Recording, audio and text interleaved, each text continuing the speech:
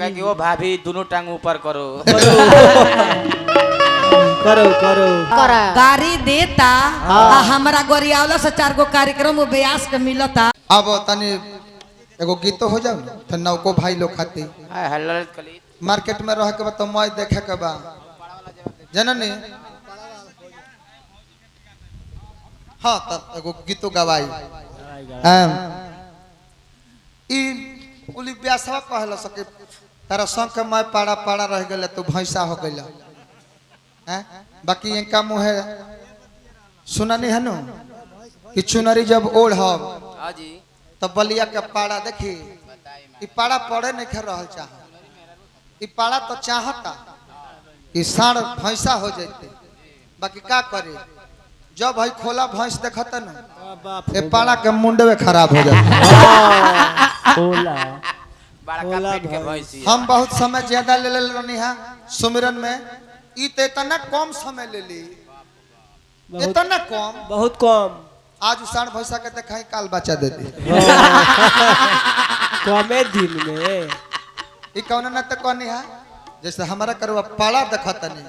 वही तरह का हम भैंस देखता नहीं खोला कौना बात के जवाब नहीं खे हम जायज के दुगो लगाई ले भाव जाई इज्जत कोई से लेबे के बा तो इज्जत देवे के सीखी हम रवा की इज्जत देता नहीं रवो हमारा की इज्जत दी केहू बाउर कही ना का भैया केहू बाउर कही रवो सब हमारा सपोर्ट में रहनु कि भाई देहाती जी इज्जत देता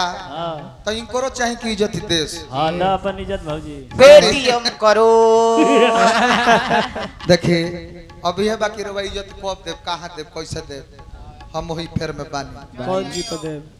रवा हमारा में तना अंतर बा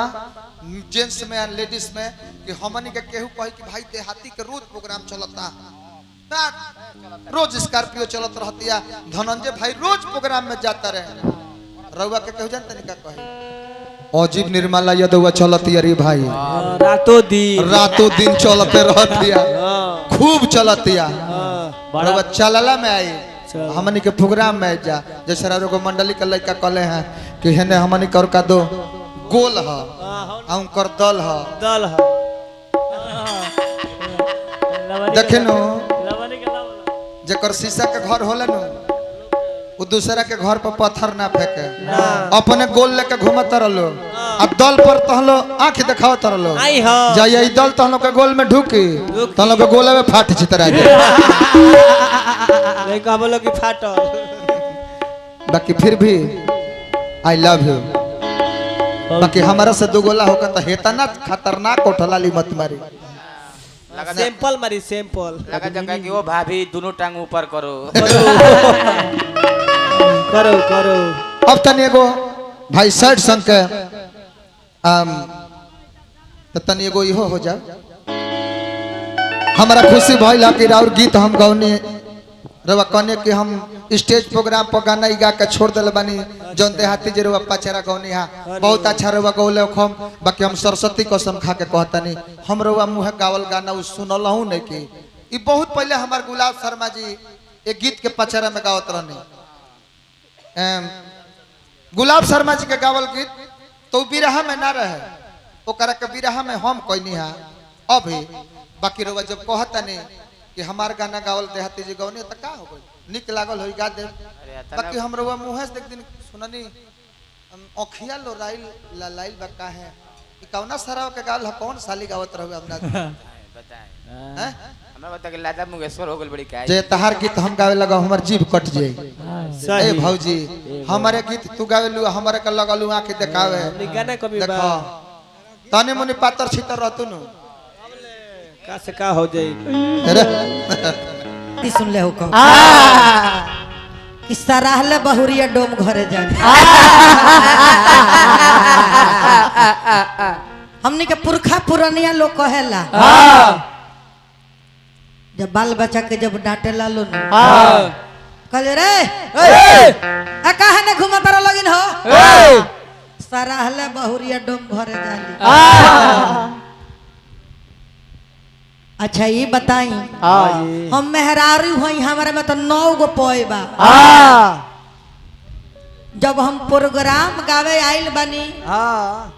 तो रौरा हमारे में 9 गो कमी निकाल कहे केहू ब्यास के संगे हम गायब तो 9 गो कमी निकाली देखा रवा का लेकिन हम रउआ से ही पूछता नहीं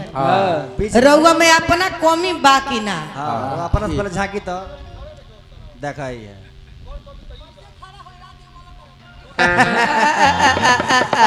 रउआ खड़ा होके का ढंग कहिया आई अब इतना गायब तो रउआ खड़ा होके का टंगरी में जोड़ पर ना तनी सांस लेबे दी अपना शरीर के मनुष्य के तन पौला बन तो कम से कम तनी सांस लेबे के पड़ी रहो भाई तो ऐसे अपना शरीर के रउआ दोस्त मत दी ना जे हमरा गोड़ से खड़े नहीं खे भज अब रात दी रउआ गायब अपना देह के रउआ समाज से ना दे तो रउआ खड़ा हो खब कहां से बताइए आवाज का करो आवाज एकदम फंसता उनको। एगो बात वहाँ का कहनी है का कहले बानी कुछ कहले बानी का रउआ कहनी है कि उ गोल है आई दल है तो कहनी है कि ना ना हमार दल है आ तहार गोल है तो देखी जहाँ दल रहेला तहाँ गोलो रहेला जहाँ दल रहेला तहाँ गोलो रहेला गोल ना रही तो दल के कोनो ठेकान ना रही बबुआ ध्यान देवे के बा। हमहू उल्टा पुल्टा ना बोलबे से कि निर्मला यादव है सही बदनाम बाड़ी बांधे से पहले साटा लो तय करता कि गाड़ी नहीं खेगावे के तो हमरो करेजे पे हाथ रहता कुंडल बाबा हम अपने खिरिया खा के कहतनी जे कुछ नहीं खी कह तब